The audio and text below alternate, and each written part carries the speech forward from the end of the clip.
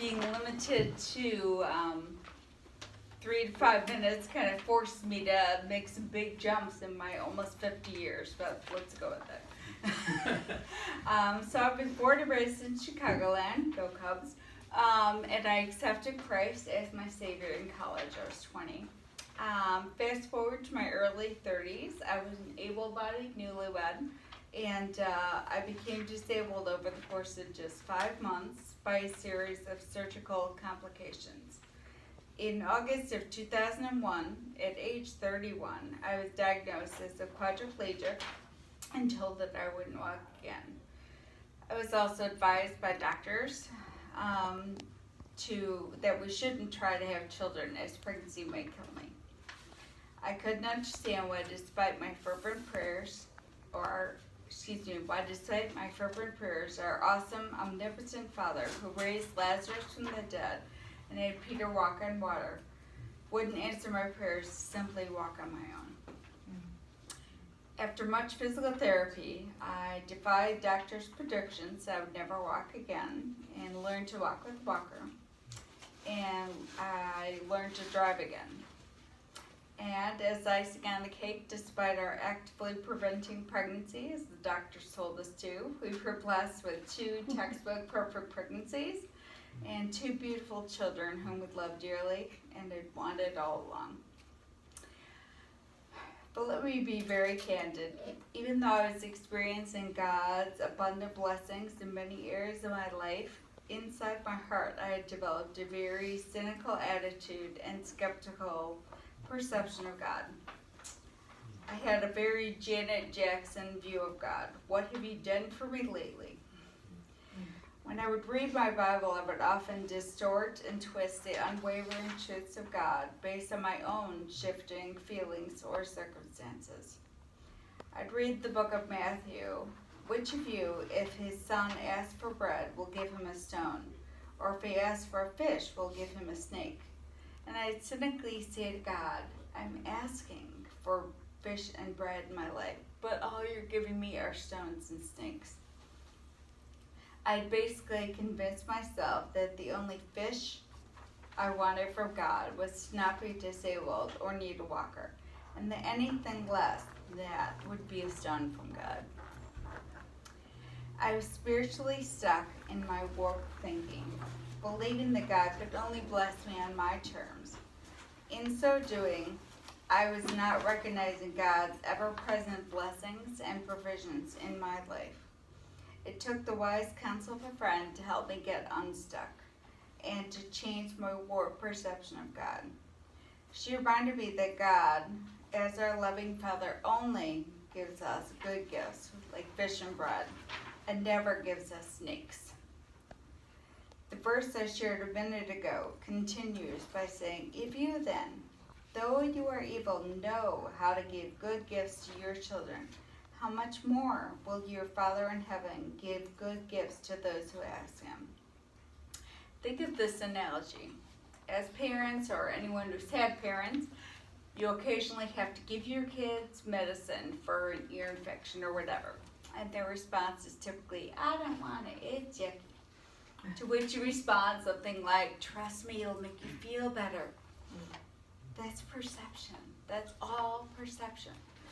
We as the parents, and God as our Heavenly Father, know what we need to help us in the long run. As parents, it could be medicine, be buckled in a seatbelt, in a car seat, getting good rest, eating your vegetables, whatever. And God knows what we need every second of our lives.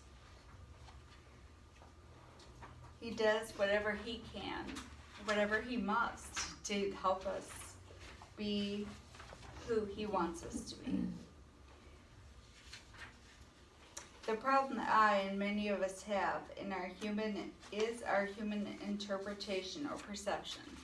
We see the unpleasant things in life, like disability, job loss, marital conflict, health issues, death of loved ones, infertility, financial issues, and so on, as snakes instead of as fish. So my friend reminded me of this. I began to say to myself over and over, it's not a snake, it's not a snake, it's not a snake. Kind of almost like a mini mantra from God, just to kind of refocus me and remind myself that thinking of things that are hard as snakes was distorting God's word to me. And just because God knows that I'm a visual learner, I started seeing snakes all around me, toy ones. It seemed like every toy snake my kids owned resurfaced at the depths of toy boxes. And Zach came home from preschool all excited about their new unit on reptiles and snakes. So snakes were all around me, and I chuckled every time I saw one, reminding myself that challenges in my life are not snakes from God. We all have snakes challenges in our lives, and if we're not careful, we can harbor a really bad attitude and see them as snakes instead of the fish they are.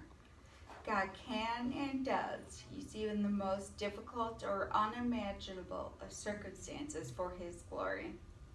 I think about my disability. I hate it. It sucks. I wouldn't wish it on anyone. But I choose to trust God that it is a fish and not a snake.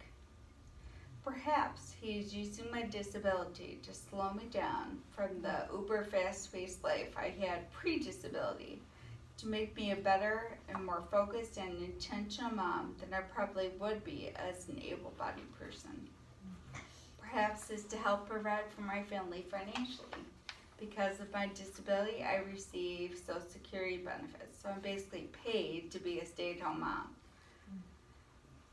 Only heaven will reveal the true and full picture of why my earthly life was lived in a broken body.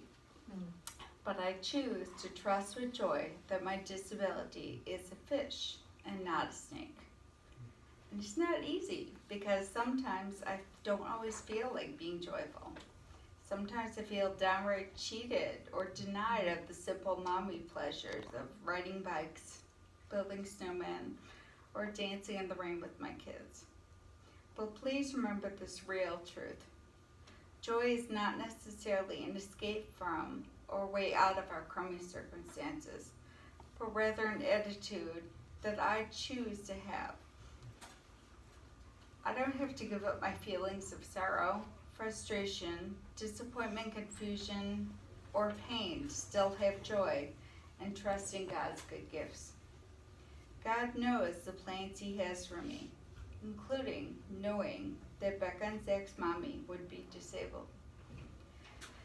Knowing that He plans to prosper me, to give me hope and a future, is my real source of joy. So I have a gift for each of you today. You each get a toy snake.